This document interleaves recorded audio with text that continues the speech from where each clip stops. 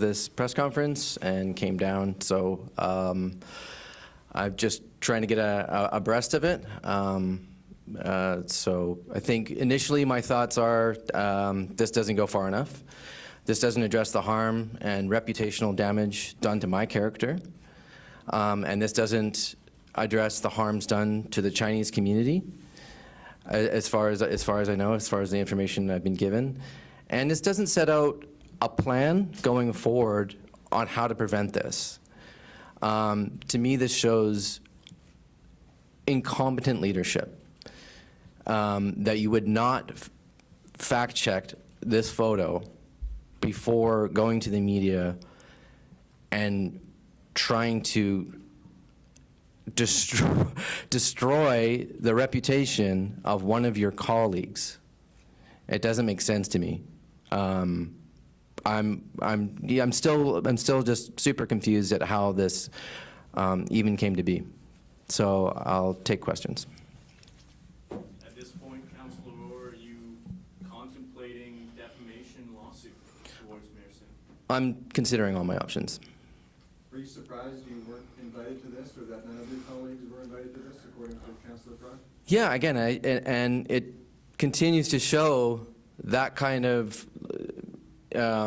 leadership from the mayor, that he's unwilling to sort of reach out. It's this kind of idea that everything, all these communications are controlled through the mayor's office, and we're just not a part of that. It speaks to such a larger sort of pattern that this has been happening, and I know Councillor Fry has been dealing with this for 3 years.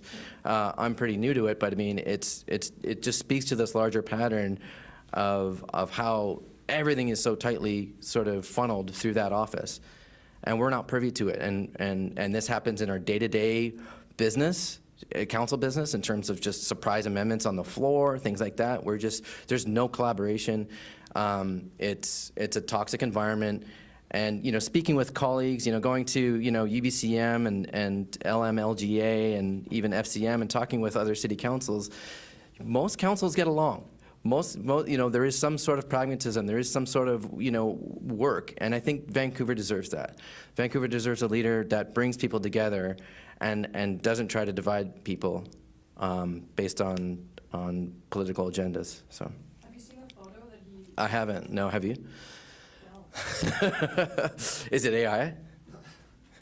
I mean, like, there's a lot of AI sort of bot accounts or troll accounts online that I've seen, about me in the past, and including Councillor Fry and others, even the Premier, even Minister Boyle. There's been really vile, disgusting images put out there. I've seen those, and I'm wondering is that the same? I mean, it's just, yeah, I don't know. The mayor's chief of staff follows a couple of those accounts. You talk about how this is the mayor's office. Are there specific people there that you think take responsibility, or that is it ultimately the mayor's because he's the one who hires these people? Yeah, I think it comes down to the mayor's, but it certainly spreads to a sort of a larger question around this sort of toxic media in general. There's a lot of prominent people that followed the old account and follow the new account, because the old account got shut down. There's a lot of prominent people that follow that account, and it's really troubling. It's really worrying.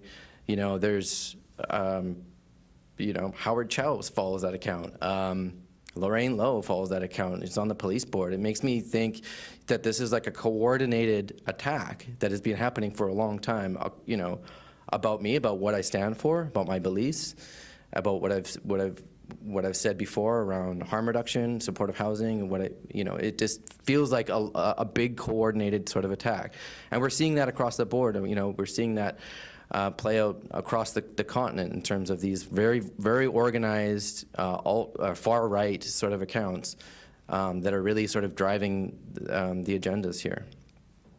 Is there a level of accountability that you would like to see in this situation? Like, if the roles were reversed and we were talking about you making these claims, what do you think should happen to you?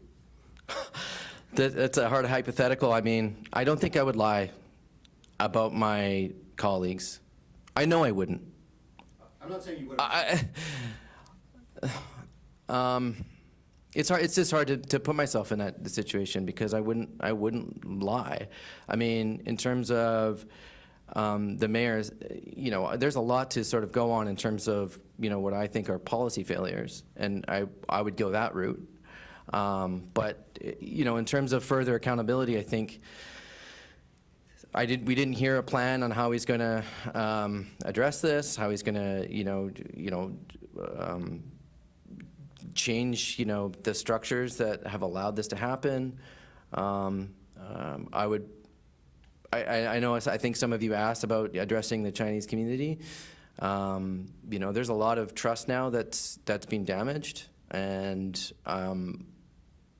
he has to repair that trust. He has to repair that trust with Vancouver voters. I don't have any advice for the mayor, but what I would do, I would do everything I can to repair that trust.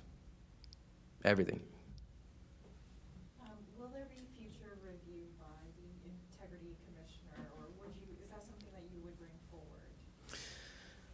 I'm not sure. I'm still so new. I'm not sure how that process works, even if it's supposed to be confidential or not. But I imagine that will happen. You spoke earlier about how integral the relationship is amongst councillors and the council as a whole. Do you think that relationship can be salvaged after what's taking place? That's an excellent question. That's up to them, ultimately. I think, I think they should come out and say what they're going to do as well. Those other councillors. I've had some private conversations, but I think this is now so public that this has to sort of be dealt with in public now, unfortunately. So that's something that I would ask them. Do you think voters care about something like this? Is this a bun fight between politicians, or does this actually matter to the public? Yeah, I think voters care about this. Absolutely. This comes down to trust in our public institutions. I've been following politics, as you know. I've been writing about politics for the past 15, 20 years. I've never seen anything like this. I can't think of a time where a mayor just came out and lied about another colleague.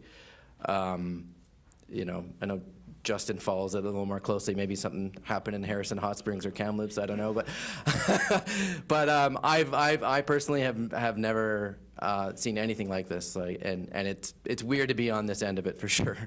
But I do, yeah. I think Vancouverites want answers. And Sean, could you please tell me more about the accounts that everyone is following where Mayor is, or like the picture? Oh yeah, I missed that part. Yeah, sorry. It's because it got banned. It was called Van City News 1, and then now I think it's called Van Shitty TV 1, I believe. Yeah. I mean, I hesitate to even name the account because they're gonna sort of use this and spin this even further, and they're gonna relish in the attention.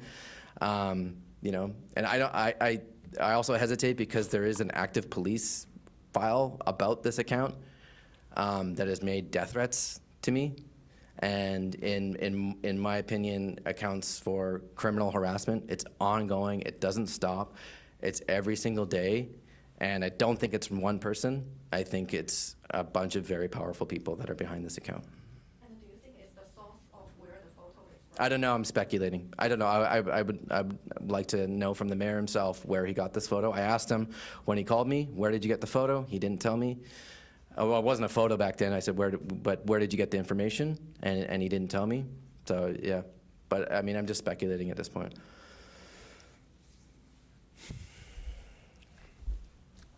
Is that it? Yeah. Okay. Thanks, everyone.